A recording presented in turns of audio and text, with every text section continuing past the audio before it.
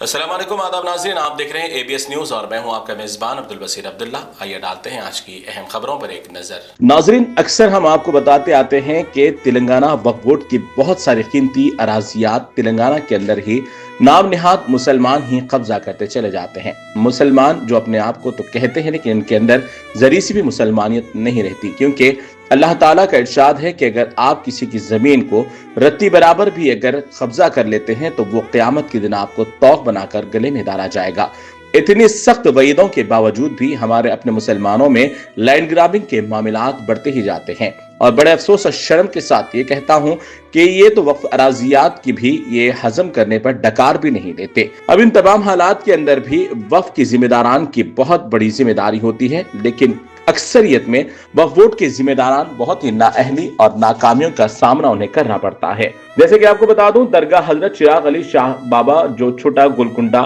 शमशाबाद के एक मकाम पर कब्रिस्तान वाक़ मौजूद है, जहां पर मकामी लैंड माफिया तकरीबन 8 एकड़ दरगाह की जमीन पर कब्जा करने चले गए। लेकिन जैसे इस बात की इत्तला मिलते ही वक्फ बोर्ड के CEO जनाब असदुल्ला साहब ने फौरन अपनी टीम को लेकर वहां पहुंच गए और मकामी पुलिस स्टेशन में इस बात की शिकायत भी दर्ज करवाई और मकामी लैंड माफिया को इस बात से मुतनब्बा भी किया। मगर अफसोस की बात सामने ये आई कि वक्फ बोर्ड की कमेटी के कुछ अफराद ही दलाली करते हुए उनके साथ मामलेदारी तय कर ली और इस तरीके से मकामी लैंड ग्राबर्स दोबारा उस पर काबिज होने में कामयाब रहे। वक्फ बोर्ड के CEO जनाब असदुल्ला साहब से हमारी गुजारिश है कि अगर आप अपनी जितनी भी ईमानदारी और मेहनत लगन के साथ काम करते हैं, अगर इसे कामयाब करना चाहते हैं तो आप कमेटी के अरकान को तब्दील कर दें। अगर इस तरीके से यही अरकान को लेकर आप काम करेंगे तो मजीद आगे भी आपको ऐसे ही नुकसानात और नाकामियों का सामना करना पड़ेगा। हमारी गुजारिश चेयरमैन तेलंगाना वक्फ बोर्ड से भी है और CEO से भी है कि इस तरीके से नाअहल और नाकारकर्दगी करने वाले कमेटी के हजरात को अगर आप लेकर चलेंगे